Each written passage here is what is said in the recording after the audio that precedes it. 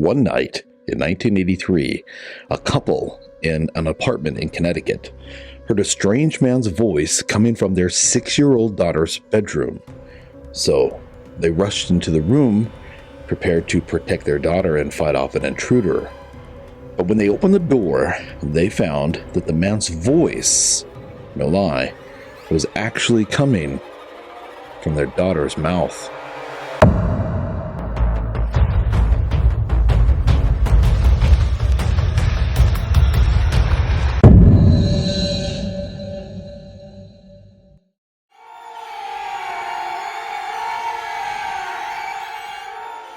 Hello, and welcome to Rope.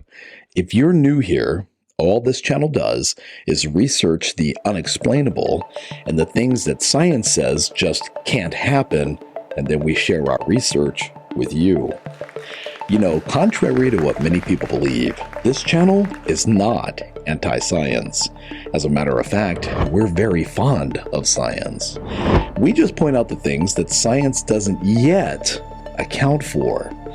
And speaking of science, can taking a closer look at science today provide just a bit of evidence that demonic possessions just might be possible?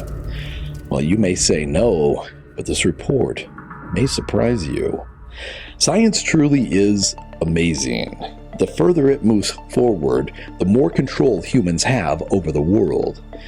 Scientific breakthroughs have led to many great advancements. Automobiles, airplanes, cell phones, but along the way, it's bottlenecked itself by stifling ideas of what is actually possible. And it does this, check this out, while simultaneously doing the very thing that it claims is impossible. For example, many scientists today claim that demonic possessions just can't happen. Some powerful, invisible force just cannot drop into the universe, get inside a person's brain, and then control him or her. But even as they are saying this, they're doing the exact same thing to lower life forms.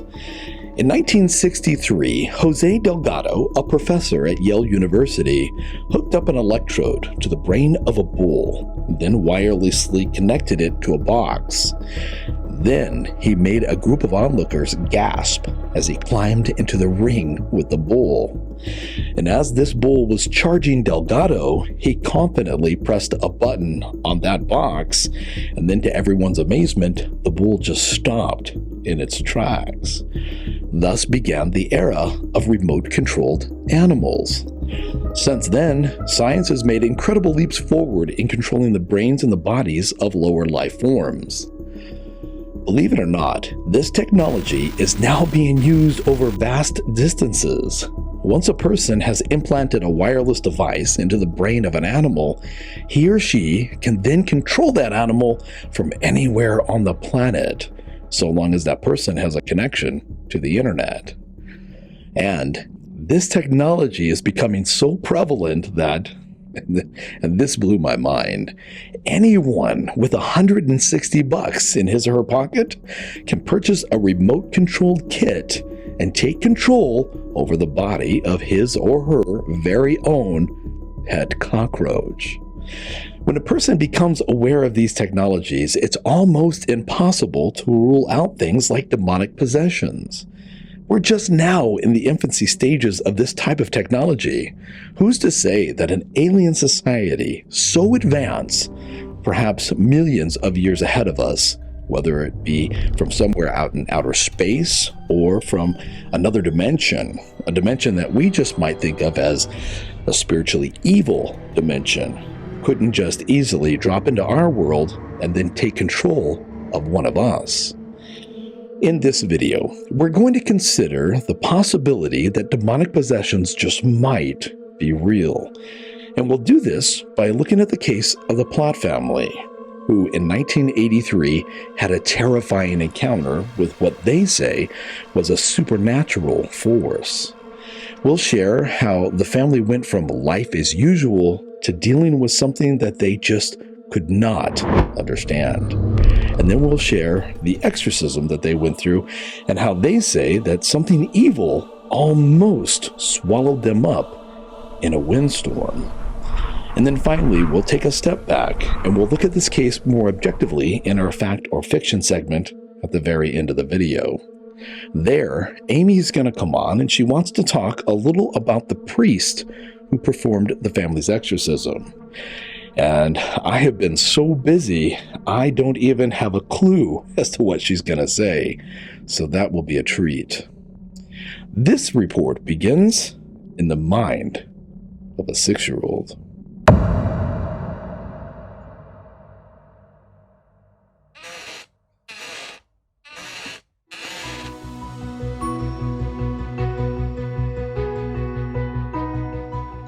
What it's like to be a child. Can you remember?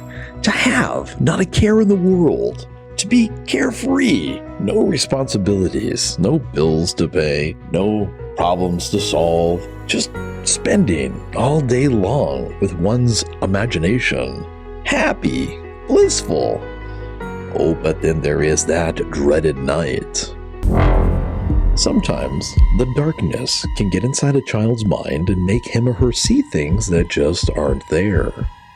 The typical 6-year-old, whether it's a little boy or a little girl, let's just call it a little girl for the sake of this report, the typical 6-year-old little girl is just naturally afraid of what lurks in the darkness. She sees something there in the closet, perhaps the clothes crumpled up in just the wrong way, and she all but demands that the closet door stay closed. She hears the squeaks and the creaks of the house as it settles, and she imagines that ghouls are running up and down the hallways, and she just knows that a goblin is hiding beneath her bed, waiting for her to fall asleep so it can gobble her up. So she frightfully pulls the covers up over her face, and she waits for morning. But then, when the sun comes up and she opens her eyes, she finds that the daylight has chased all of the ghouls and the goblins away. But eventually, as she gets older, she begins to realize that there never really was a monster in the closet, and there were no goblins under the bed. All of her fears were just generated from a child's overactive imagination. But that's not true for everyone. Some children's nightmares are so powerful and so real that nothing, not even adulthood, can dampen their impact. Such was the case for little Heather Platt. Heather was born in 1977. She was the youngest of 3 girls. Her father, Jerry Platt, was tough. He was that old school type of tough. He grew up on a farm, and he helped his parents with chores every morning before the sun ever came up. And he worked on the farm every day after school as well. And then later, he served in the Navy, risking his life as a crew member on board a minesweeper. That's one of those ships that goes out into the ocean and looks for mines so that the other ships can feel safe. And he currently worked nights as a diesel repairman. He wasn't the type of man to back down, and he most certainly did not believe in the, as he put it, hocus-pocus crap of the supernatural. Heather's mother, Linda, was his perfect counterpart.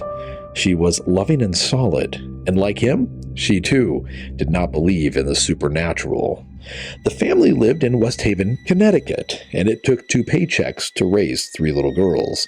So while he worked nights, she worked in a factory during the day. And for the first 6 years of Heather's life, everything seemed normal. She had the protection of 2 loving parents and the company of 2 older sisters. And for all intents and purposes, she was happy. But then, a strange gift on her 6th birthday would change everything.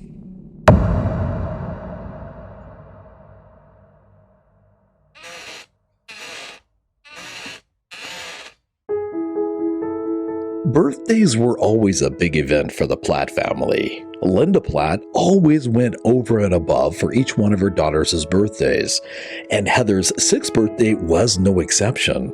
Along with decorating the apartment, baking the cake herself, and making sure that every family member had a gift for Heather, she also invited Heather's favorite aunt from New York. Aunt Robin was a very unique person, and she never ceased to amaze the children with the most spectacular gifts. And this year, she told Heather that she was bringing something extra special for her birthday. Well, that morning when Heather woke up, she could hardly contain herself as she waited for Aunt Robin to arrive. Finally, she heard a car door shut outside, and she ran to the window as she watched her aunt walk up the drive carrying a large package. "What is it?" Heather thought as she kissed her aunt hello. And all through her birthday rituals, she just kept glancing back at that package, and it was obvious. She just could not wait to open it. Well, finally, the moment arrived. Heather had opened all of her other gifts, and the only one left was the one from Aunt Robin. And when she opened it, she couldn't believe her eyes. It was a homemade, life-size replica of her. It had long brown hair and pigtails, just like she did, and it was meticulously made with a papier-mâché face that, except for its crumpled surface, looked exactly like Heather. So much so that everyone thought that it looked just a little eerie. Well, everyone, that is, except for Heather. She thought that it was just perfect. As the family was all silently pondering, wondering why in the world Aunt Robin had made such an eerie-looking doll, Heather just pulled it close, and she said she was going to call it Susie Doll. And for the rest of the day, Heather and Susie Doll were inseparable. Finally, the day wore down, Aunt Robin went home, and the girls got ready for bed. And of course, Susie Doll laid under the covers right next to Heather as her mother tucked her in. Then Jerry and Linda went into their own room and settled in for the night.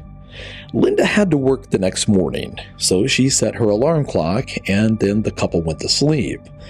But long before the sun would come up, something evil would begin to growl just down the street outside of the apartment.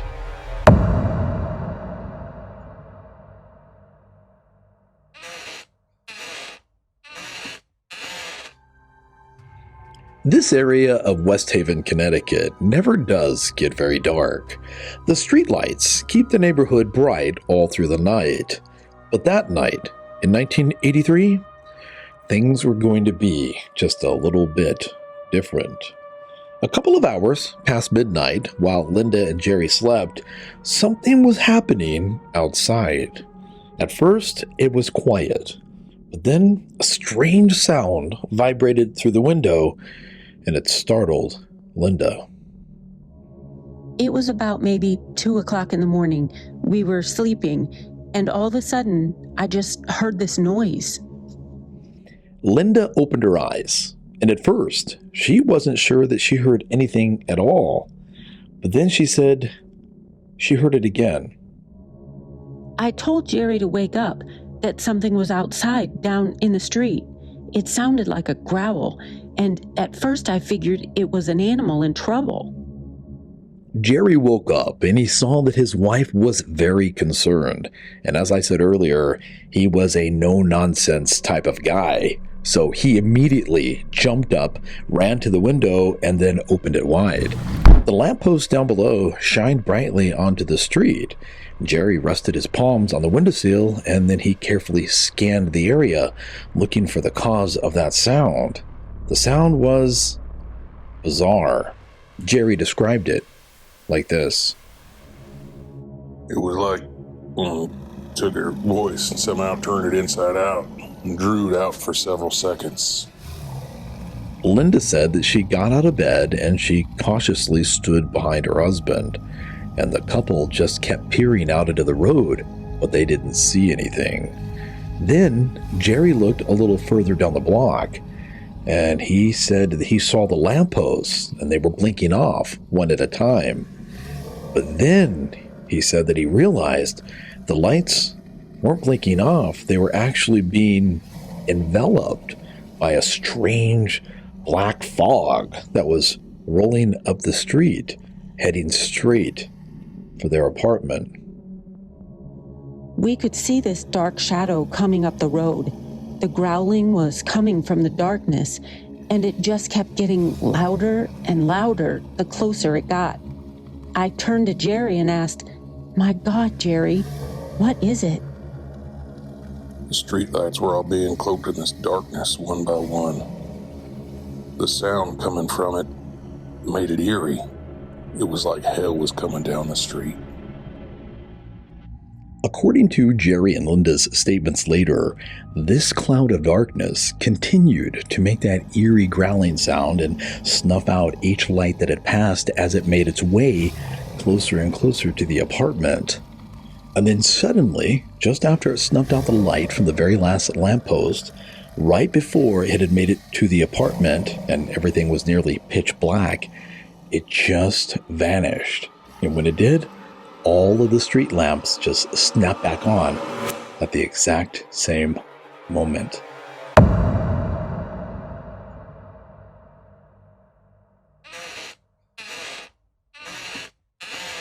After the fog dissipated, Jerry and Linda took a second and just looked at each other.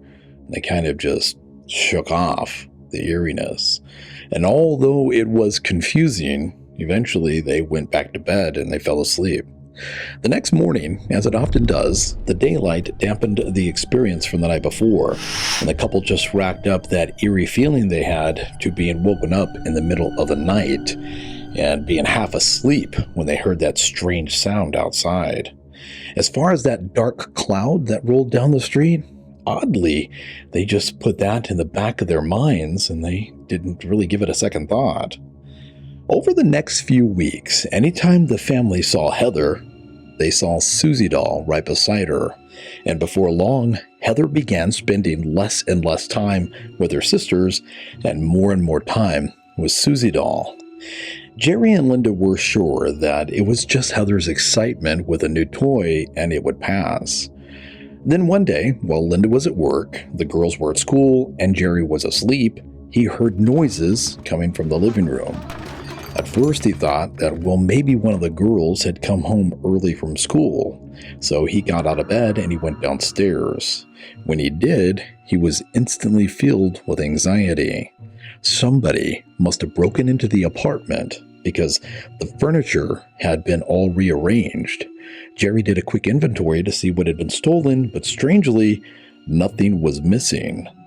One thing that did seem odd, though, was Susie doll. Heather usually kept her up in her bedroom while she was at school, but that day she was in the living room. She was sitting on the misplaced couch and she was smiling back at Jerry. The moment that Linda came home from work, Jerry went straight to the hardware store and he changed the locks. Oddly, however, just a few days later, even though he had just changed the locks, it happened again.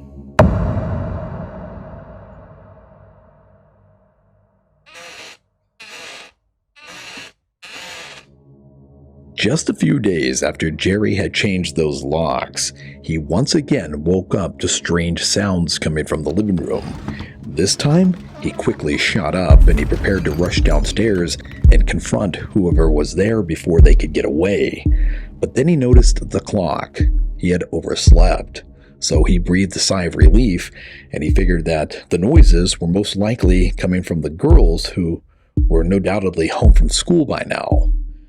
But as he moseyed down the stairs, he once again was gripped with anxiety as he saw that all the furniture was for a second time in disarray.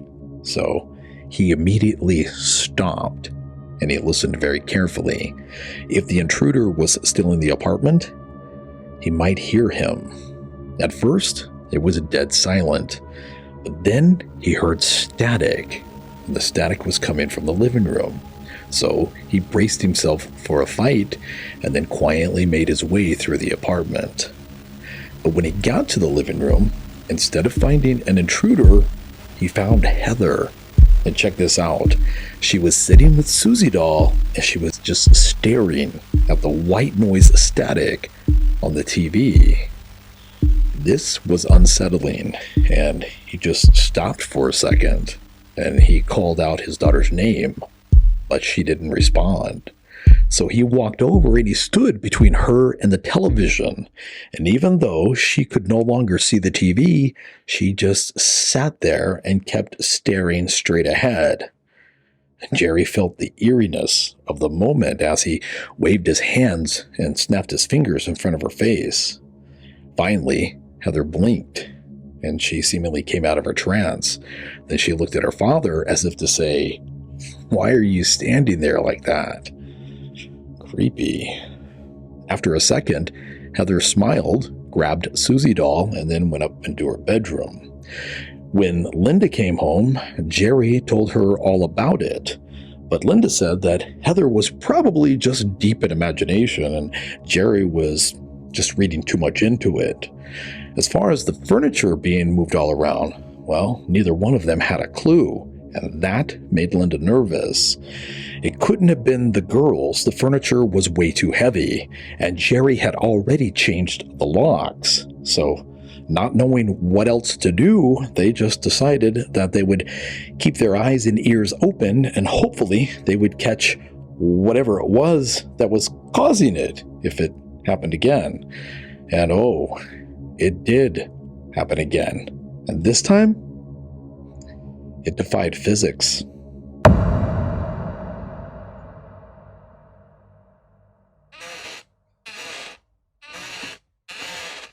Over the next few months, Heather completely stopped playing with her sisters, and she began talking to Susie doll exclusively.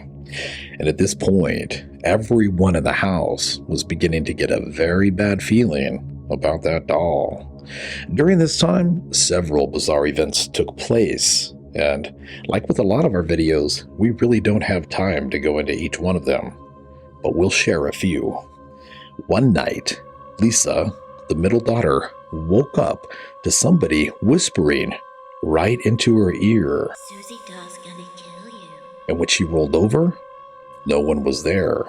The next morning, she found that, get this, a glob of her hair had been pulled out. So much hair, in fact, that it left a bald spot in the back of her head. The family actually took her to the doctor, and it was discovered that someone was pulling out her hair while she slept. But strangely, it never woke her up. My mother's face just went white. And I was like, I just couldn't believe it. I was terrified. Something in that apartment was pulling my hair out, and I didn't even feel it. But it wasn't my family, it wasn't me.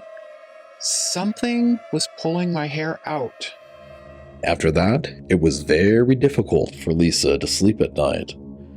Another strange thing took place while the family was sitting at the dinner table. And later, each family member swore that they saw this happen. Just after Linda sat down and right before everyone started to eat, Heather said something that you wouldn't suspect would come from a 6-year-old's mouth. And she said it in a strange, deeper voice that didn't sound like hers. And get this, the family all say that she said it without moving her lips. She said, quote, "Bad things are gonna happen in this house." Bad things are gonna happen in this house. Now, I have to tell you, I'm not one who's easily frightened, and nothing like this has ever happened to me, and to be honest, as I share this, it's very difficult for me myself to believe it. But if something like that happened in my house, I would like to think that I would move, and I'd like to think that I'd get my daughter checked out by the best psychiatrist that I could find. But Jerry said later that although that's exactly what he wanted to do, they just didn't have the money. After that, the strange activity in the house just escalated. And a couple of weeks later, Jerry was once again woken up by some strange sounds in the apartment. But this time, as he made his way down the stairs, he said he was overcome with a strange anxiety that he hadn't felt the first couple of times. Started getting scared. a sick feeling. When I walked into the kitchen, I saw the cabinets were open. All the drawers were open. All the contents strewn all over the floor. Then I looked up and I couldn't believe what I saw. The chairs were all on top of the table, but only the front legs were on the table. The rear of the legs were hanging off in midair. After a minute, I reached up and took them down one at a time. There was no resistance. They were just sitting there, defying gravity. That just don't happen. It's physically impossible. Up until that point, I was a true non-believer in this hocus-pocus crap. I got proven wrong. Later that day, when Linda came home, Jerry took her aside and he told her what had happened. And even though she said she really wanted to believe him, she just couldn't. She said that there had to be some other logical explanation for what he thought that he saw. She said that maybe the kids were somehow playing tricks on him. But then, the very next day, the unbelievable happened to her.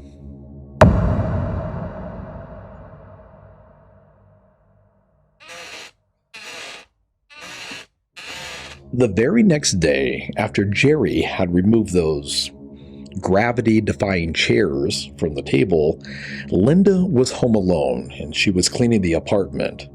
She said that as she cleaned, she remembered dropping Susie doll off in the rocking chair. And then at some point, she sat down for lunch. And she said that's when it happened.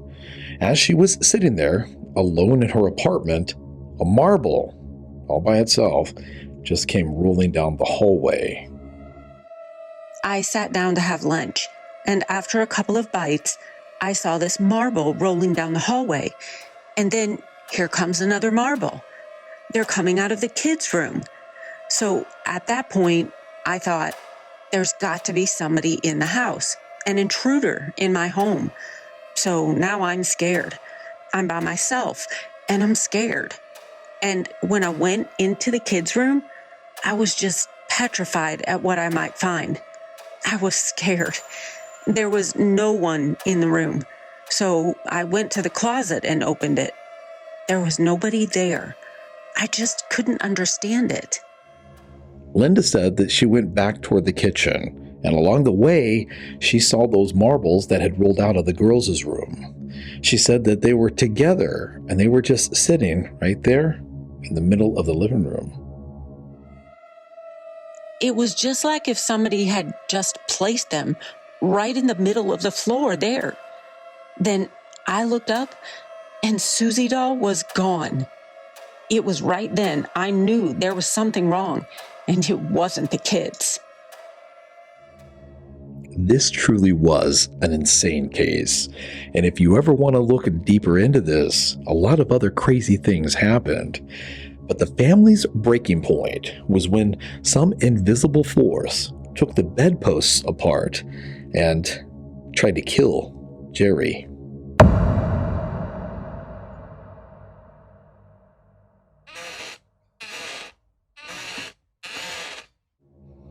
According to the Platt family, living in that apartment during those few months was terrifying. Everyone except Heather was petrified. For some reason, Heather seemed oddly immune. She just spent all of her time playing pretend with Susie doll. One morning, Jerry came in from work, went straight upstairs, and prepared to go to bed. And just as he was about to lay down, he felt something smack him hard on the shoulder. He said that it felt like his shoulder was on fire. And then, what can only be described as an attempted killing took place. I went to lay down on my bed. Something hit me on my side. My arm was burning like hell. Then I looked up and saw the bedposts at the foot of the bed unscrew themselves from the footboard and float up into the air. Then they spun around and they just pointed straight down and then hurled themselves at me. They missed, but they came awfully close. I knew right then we had a major problem going on. Unable to deny it any longer, Jerry and Linda finally accepted that something supernatural and something evil was happening in their apartment. Not knowing what else to do, they called a local reverend, and he put them in touch with a lady who he said had some experience with this sort of thing. This lady went out to their house and spoke with everyone. Well, she spoke with everyone except for Heather. By this point, Heather was almost impossible to reach. So while the family gathered with this lady around the kitchen table, Heather stayed up in her bedroom playing with Susie doll. The lady asked several questions, and after a bit, she suggested that they all hold hands and then they pray. Now, this part is difficult for me because I raised 2 daughters, and if this part happened just the way the family says it did, well, I can only imagine what Jerry must have felt. As the family was sitting around the table, holding hands and praying, a strange voice came from Heather's room, and it didn't sound like Heather. It sounded deeper, like a male's voice. And like lightning, Jerry and Linda rushed upstairs to the little girl's bedroom, and they were prepared for a fight. And as I stated, in my open, no one was in the room but Heather, and the most foul language was coming out of her mouth. She was using the worst cuss words that one can imagine. She was shouting at the top of her lungs for every person in that house to get the out and to do it now. It was an older voice. This was not Heather's voice at all. I was horrified. Imagine seeing your daughter this way, 6 years old. It's just not right. What are you looking at? After hearing such foul language come out of their daughter's mouth, Jerry and Linda were desperate, and they were finally put in touch with a Catholic priest named Father McKenna. Father McKenna had built a reputation for being able to exorcise demons from people and places. So an exorcism was performed, and almost immediately there was scratching and knocking. And the scratching and knocking was coming from everywhere, and it was getting louder and louder. Father McKenna assured everyone that it was going to be okay. And then everyone said that although the doors and the windows were all closed, the curtains began to sway. And before long, it was as if the entire family was at the very center of a powerful windstorm. And then they all heard this ominous, horrifying growl. We all heard this growl. It was the same growl that Jerry and I had heard outside our window that night months ago. Whatever was out there that night must have gotten in, and now it was in our apartment, making its way down the hallway toward all of us. While all this crazy commotion was going on, check this out, Linda said that she just naturally looked toward the sound, toward the hallway where that evil growl was coming from. And she said that when she did, she saw Susie doll sitting in the rocker, rocking back and forth from the force of that violent wind that was blowing through the apartment. She said that Susie doll was just sitting there, rocking back and forth and smiling right at Linda. Linda said that it was right then and there that she knew that this whole thing was happening because of Susie doll. Somehow, this homemade doll had brought evil into her home, into her little girl. The wind picked up, and it almost lifted everyone out of their seats. And although everyone was terrified, they all stayed together and they trusted Father McKenna. And Father McKenna just kept praying. And finally, after what seemed like forever, the growling started to fade. And then it finally went silent. And then everything calmed down. The family says that that was the most traumatic event that they had ever experienced. And they all say that they know just exactly how outlandish this sounds, but it is what happened, and they can't change what happened. After the exorcism, the family says they got Heather back. And then they said nothing like this ever happened to them again.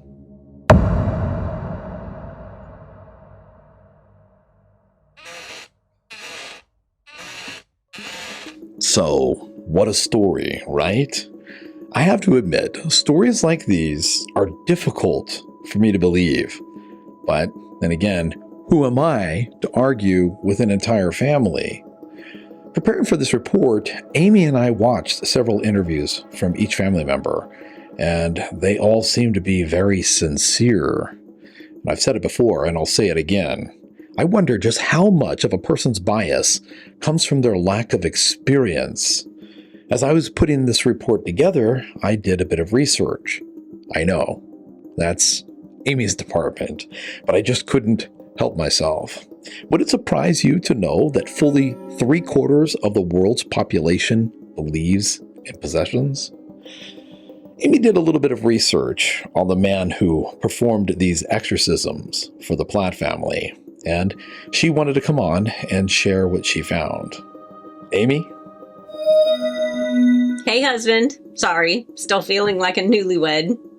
So, I did some investigating on the priest who did the exorcism for the Platt family. Father McKenna is considered a hero by many, but interestingly, he's considered a pariah by the Catholic Church. What? A pariah. That's basically an outcast. He was rejected by the Catholic Church. In his own words, he says, they consider me a fallen priest. Really? Why? Well, one of the reasons is that Bishop McKenna fully believes in the devil, but he says the Catholic Church has wavered on that front. And McKenna said, and I quote, "The official establishment has no faith in the devil anymore. They don't believe, and when they do, they don't want to get involved. That's why the devil is having a field day. The Catholic Church is not there anymore." His words, not mine. So, you said that that's one reason, so I assume there's another. Yeah, and it's very much connected to the first. See, Father McKenna established himself as one of the world's leading exorcists. Although he said he didn't keep track, he estimates he's done more than 150. And those exorcisms were successful, right? In an interview, he said he has had success in house exorcisms, but when it comes to exorcisms of people, he admitted that the majority of the cases weren't completely successful. So besides the Platt family, what other cases has Father McKenna been involved in? Well, it's not easy to get information on specific details because most of the people want to be anonymous, but I was able to find a few. He did an exorcism on the Smurl hauntings in the 80s. Some of our viewers might know this case. It was made into a TV movie called The Haunted. Wait, so you mean that The Haunted, the television movie, came from a true story? Well, you know Hollywood. They're not like rope. Hollywood uses a lot of leeway when they make their films. So another one, in 1985, he attempted exorcisms in the possession of Maurice Thoreau, as written in the book Satan's Harvest, but he wasn't successful. You mean an exorcism can fail? I thought God was always triumphant. There's always a human involved in exorcisms. Anyway, in 1989, he performed an exorcism of William Bill Ramsey, also called the Werewolf of Southend. Now that case was a success. After the session, Bill was freed of being possessed by the spirit of a wolf. That is interesting. I had no idea that The Haunted came from real events and that exorcisms could fail. I'm not sure you believe in possessions. Hey, I try to keep an open mind. Thanks. Sure. So, what do you think? Are possessions real? And if so, can someone actually vanquish a demon from a human body? You know, Amy said that Father McKenna did an exorcism on Bill Ramsey, and he freed him from having the spirit of a wolf inside of him. That reminds me of the Manuel Romasanta story. Manuel Romasanta lived in the 1800s, and he claimed that a curse had been placed on his family, and he was the result of that curse. He said that he had no choice. He had to occasionally transform into a wolf and eat people. He actually admitted in court that he turned into a wolf and he killed 13 people. His case is fascinating because there's actually court transcripts where he confesses and then describes marauding as a wolf and eating people. It is a very interesting case. We did a complete report on it, and if you'd like to see it, it's here. Thank you guys, all you supporters who really support the supporters of the support. No. That's going to be way over 15 seconds. Hey, thank you so much for watching. Thank you for supporting.